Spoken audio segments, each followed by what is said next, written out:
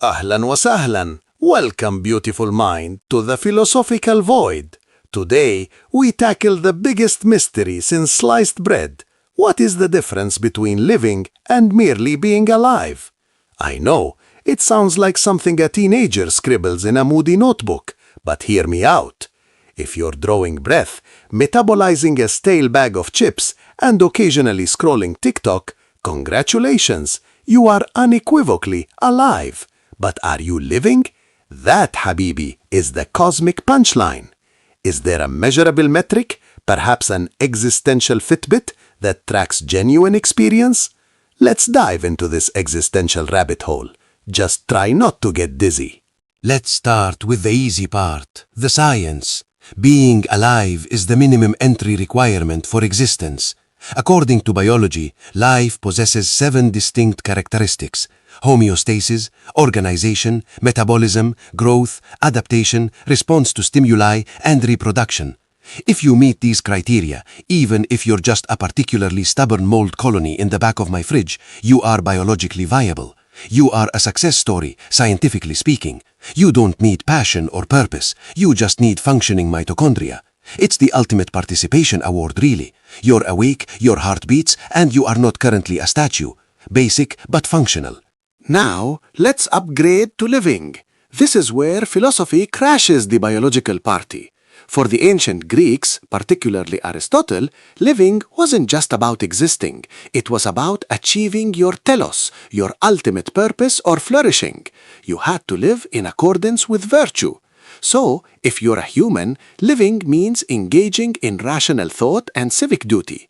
If you're a spoon, your telos is stirring soup. If you're sitting on the couch contemplating the spoon's life, you are definitely working on your human telos. But if your actions feel routine, robotic, or like an endless boring mishwar, then Aristotle would probably give you a sad little thumbs down. Consider the humble houseplant. Say, Reginald de Fern. Reginald is undeniably alive. He breathes, he grows, he avoids immediate decomposition. But is Reginald living? Does he look at the sunrise and think, wow, what a day to photosynthesize? Probably not. Reginald is 100% biological process and 0% existential dread. He's the poster child for simply being alive. He has homeostasis, we have bills. He only needs water, we need validation and a decent Wi-Fi signal. Reginald is content. And maybe, just maybe, our constant striving to live prevents us from achieving Reginald's serene, low-maintenance contentment. What a drag. Fast forward to the 20th century, and the existentialists really mess things up. Think Sartre and Camus. Their basic premise: existence precedes essence. We are born merely alive, a blank slate, and we are forced, through agonizing choices and the terrifying weight of freedom, to define what living means. Being alive is mandatory. Living is optional, scary homework. Camus gave us Sisyphus, perpetually rolling a rock up a hill. That is a perfect metaphor for the daily grind, isn't it? If Sisyphus enjoyed the view and the workout, was he living? Or was he just a very alive man with terrible time management? Wallah, it's confusing. Let's momentarily step into the realm of total nonsense, but with accurate biological footing. What about zombies? A zombie is responsive, metabolizes, sort of, and is clearly organized matter. If a zombie lurches, groans, and chases a brain, is it alive? Technically, certain functions persist. However, the critical differentiator is the absence of conscious awareness or subjective experience. They have no self to build.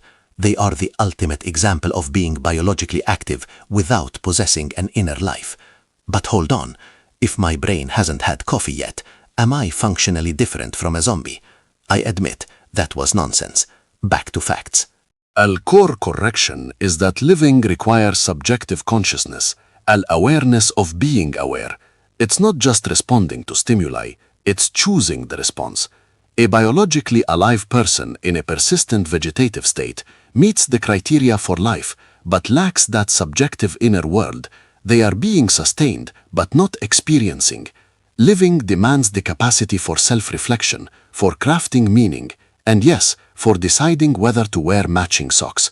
Without that inner dialogue, you're just a well-maintained biological machine.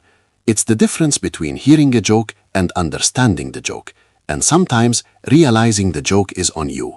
In the modern age, we often confuse busy with living. We are so obsessed with productive output that our entire life becomes an endless to-do list. We confuse the activity of survival, paying rent, answering emails, with the activity of thriving, feeling fulfilled, connecting deeply. We're like highly optimized robots doing complex math problems just to prove we're powered on. Being alive is getting up at 6 a.m.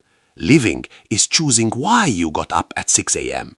If you can't answer that why without mentioning caffeine or deadlines, you might just be a very efficient, very tired, biologically alive entity. This brings us to agency. Being alive is passive. Living is active. It requires intention.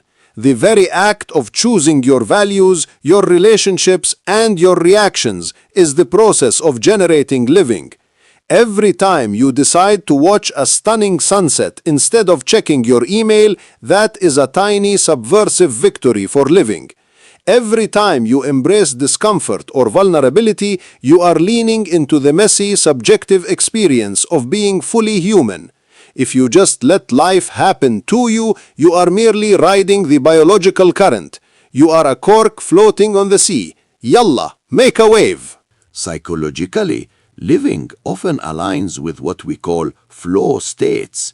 This is when the challenge meets the skill and you become completely absorbed in the moment, whether you're playing music, coding, or perfecting the art of the perfect cake recipe.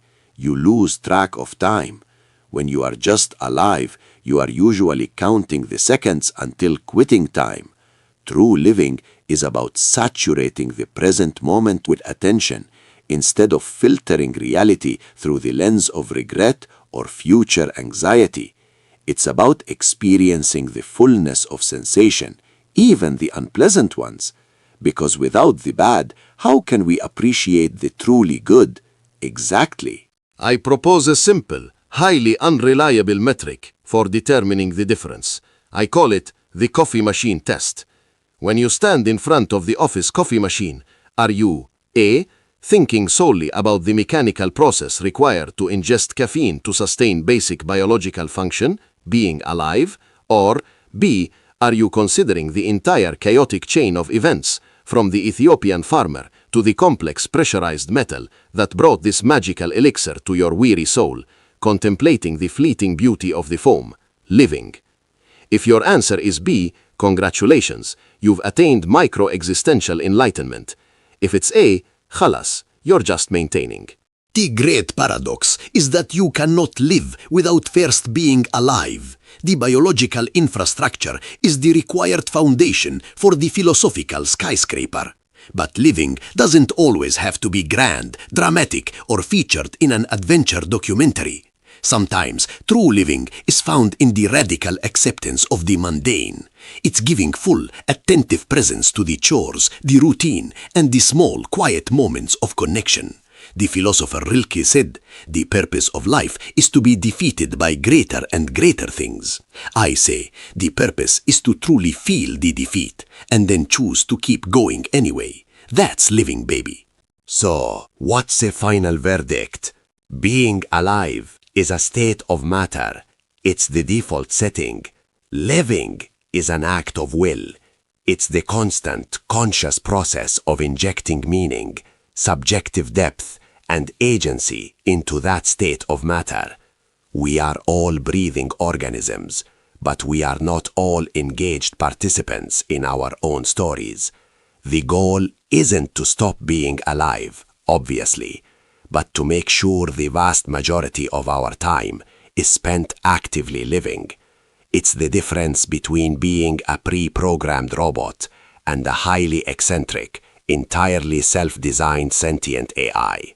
Choose to be the self-designed AI. It's way more fun. Ultimately, the difference between living and being alive is intention, my friends. It is the awareness that your time on the spinning rock is finite, precious, and utterly absurd. Yet you choose to invest it with meaning anyway. So go forth, be weird, be joyful, embrace the pain. And please, for the love of all that is philosophical, make sure you are not just surviving, but truly flourishing. Now, if you'll excuse me, I need to go see if Reginald Defern is ready for his existential coaching session. Shukran, and keep living.